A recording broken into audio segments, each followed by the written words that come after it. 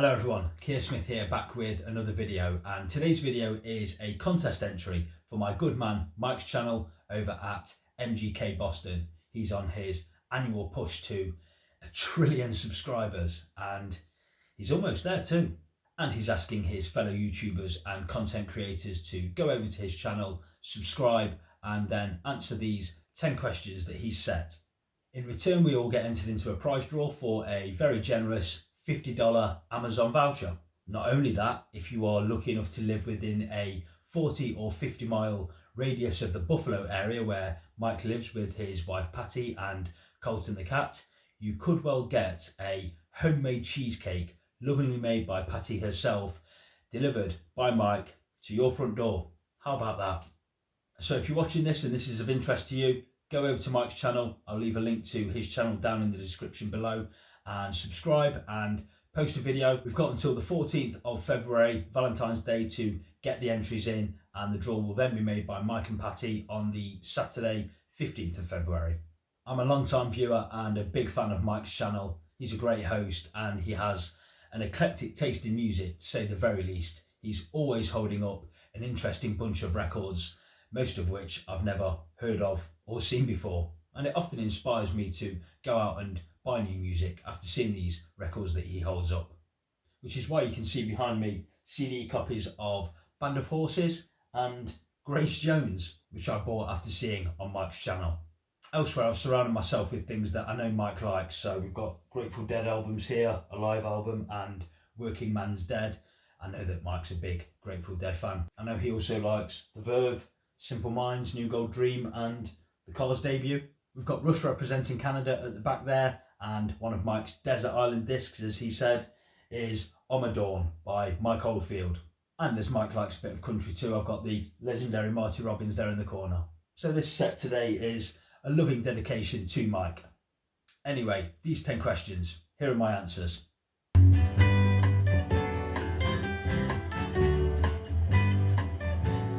Question number 1. For vacation, where do you like to go? And if you haven't been there, where would you go? Well, I live in England all year round, where it's cold, damp, grey, and often miserable. It's not very warm here. We get maybe 6 or 7 weeks of sun throughout the year. Maybe 4 or 5 of them weeks it's really hot. So whenever I go away, I want some sun on my back. So I like places like Turkey, Greece, Bulgaria, Spain, somewhere where I don't have to travel too far, but somewhere where I'm guaranteed some sun.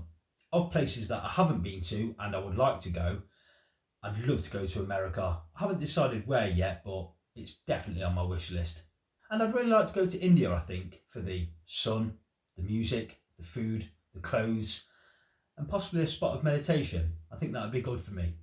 And lastly, I'd like to go to Berlin, Germany, for sure. Question number 2.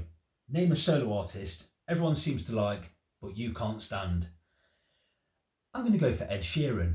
It's not that I can't stand him, but he is hugely popular. He has amassed an army of followers, and I find him very bland and ordinary. I mean, I get it. He writes a decent tune and he does a lot of collaborations with modern artists and blends in well with the pop music of today, but he does nothing for me. Question number 3. Name a band that everyone seems to love, but you can't stand. Well, okay, you asked for it. This is controversial, but I'm going to go with the Sex Pistols. The Sex Pistols, hugely important to some, of cultural significance, but they made one album. Come on, if we put all of the hype to one side, it's one album. It's not even that great an album. It's 3-chord rock. I'm always rather bored by the end of the album, and I come away taking very little from it. There's a few good tunes on there, but if that makes a great band, then, well, I think people are selling themselves short. Shoot me down in flames by all means, but the Sex Pistols, that's your lot. They made one album.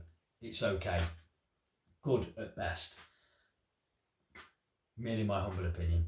Question number 4, or number 4, show a jazz album. Now, jazz is a genre that I am very much in my infancy with. I've got what you could call jazz fusion albums, but a straight jazz album, I think I've probably got only 3. Miles Davis Kind of Blue, a Herbie Hancock album, which I was trying to find to show for this video because I thought that that one would have been the most interesting. But the one that I'm going to show is certainly a classic for its genre. It's John Coltrane and A Love Supreme. But Mike, I'm always willing to be influenced, so please let me know a couple of jazz albums that might ease me into the genre a little, and I'll go out and buy them and I'll let you know what I think of them. Number 5, show a country and western album. Well, I certainly class this as a country and western album, but it's Bob Dylan playing the part of a country crooner with his album from 1969, Nashville Skyline. This album is every bit an authentic take on a country album. It even opens with a duet with Johnny Cash for a song called Girl from the North Country. That's followed by this country skiffle instrumental called Nashville Skyline Rag. It has the weepy pedal steel guitar on the hit single Lay Lady Lay, as well as some up-tempo jaunty country tunes like To Be Alone With You, Peggy Day and Country Pie, as well as some lovely balladry like Tell Me That It Isn't True and Tonight I'll Be Staying Here With You. This is a fantastic album from start to finish. Bob Dylan's Nashville Skyline. I imagine that at some point, Mike, you will have heard this, but if you haven't, you've got to get this and give it a spin. There's no reason why you won't like it. Number 6, who is your favourite sports team or athlete of all time? Okay, here we go. For 34 years now, I have followed the English football team, Tottenham Hotspur. We are terrible this season, and it's been going this way for a few years now. We have been going downhill for the last 4 or 5 seasons for sure.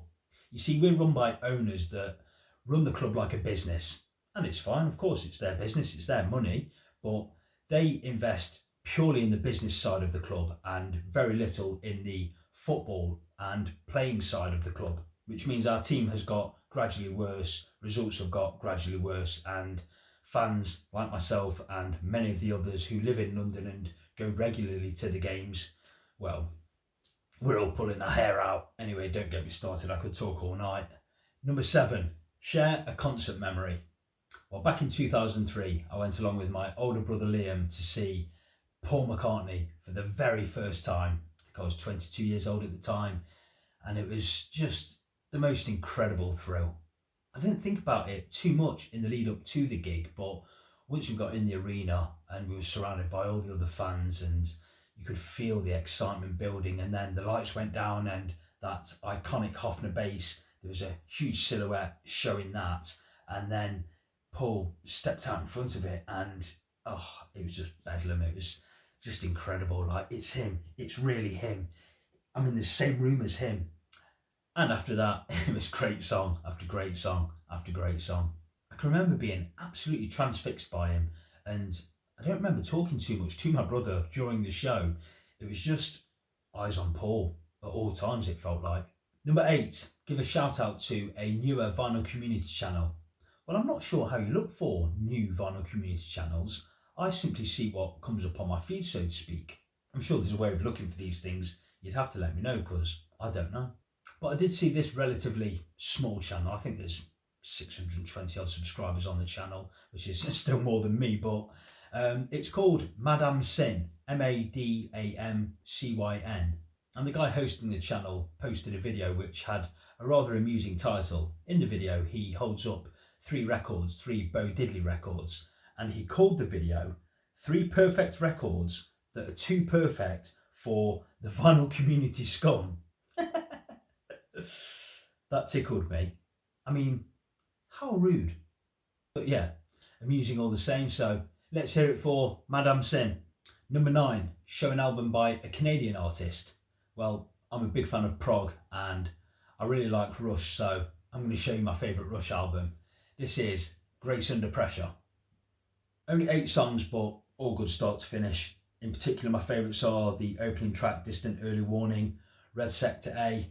Crikey, that kept me up this morning. I got up at around about 10 to 5, or rather I woke up at around about 10 to 5, and there was a short little excerpt of music from this song that just kept going round and round and round in my head. It was driving me crazy. It was this bit.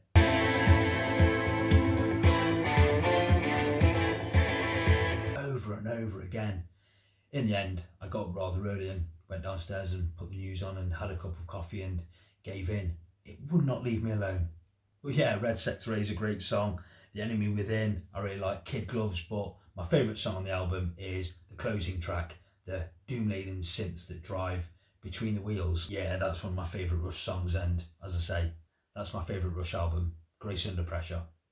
And question number 10, or number 10, Happy Birthday, show an album that was released the year you were born. Well, I was born in 1981. Tottenham Hotspur won the FA Cup that year, I'll have you know. And the album that I'm going to show from this year is Phil Collins' debut album, Face Value. I'm a big fan of Phil Collins. I won't have a bad word said about him. He is, without doubt in my book, one of England's greatest drummers and greatest singers, a fantastic songwriter, an all-round great musician, and he's got the back catalogue to prove it. And this is a really interesting solo album. It starts off with the big hit single, In the Air Tonight, a little overplayed by now, but a great song it undoubtedly is. And that's followed by a beautiful ballad with a great bass line called It Must Be Love, which I think is one of his very best songs. And I really like the rustic country blues of The Roof Is Leaking. That's really nice. Droned is a really interesting piece of music. I really like that. Hand in Hand has an African and world feel music to it. That's okay. And I love the brass pop punch of another single from the album, the great I Missed Again. The jaunty I'm Not Moving is a really nice song, nice use of the vocoder there. And there's a couple of really nice, sweet, plaintive ballads with You Know What I Mean and If Leaving Me Is Easy. Phil was going through a divorce when he was making this album, so that definitely influenced the material here. And lastly, and no doubt influenced by the fact that this album came out the year after one of Phil's heroes, John Lennon, died, there's a tribute to the Beatles and to John Lennon with a cover version of a song that John sang on the Revolver album called Tomorrow Never Knows. And Phil does this very tastefully with all of the sound effects required to make this the song that it is. A little bit slower than the original, but he works it up really well. All in all, I think this is a great listen. Phil Collins' debut solo album, Face Value, from 1981. So there you go. They were my answers to the 10 questions set by Mike. Thanks, Mike. This was good fun, and let's hope I win. And thanks to everyone who stopped by and watched this video. I hope you enjoyed it, and I'll see you for my next video sometime soon. In the meantime, go over to Mike's channel, subscribe. Let's get him to 1 trillion.